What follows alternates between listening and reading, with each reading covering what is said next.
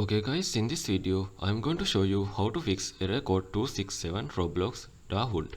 So this usually means you were kicked from the game due to the reason like bans, unstable internet, malicious script or server issues.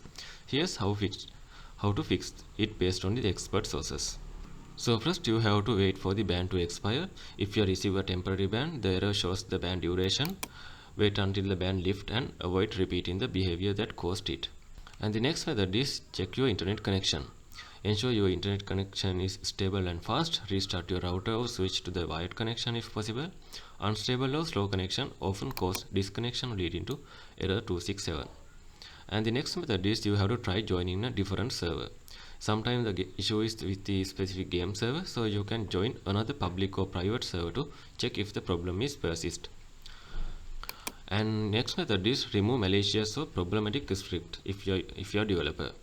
So error 267 often happen when a script kicks the player.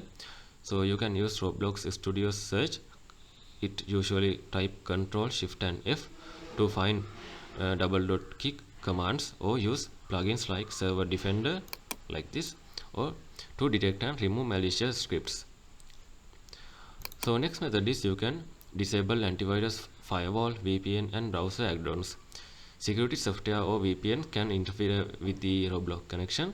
Temporarily disable them and test if the error is resolved.